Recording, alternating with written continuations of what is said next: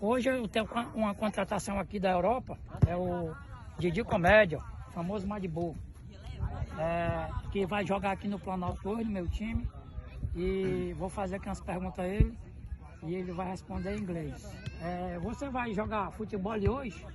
Yes, my friend. Today I come here play soccer and my equipe football, but today in set for Ceará.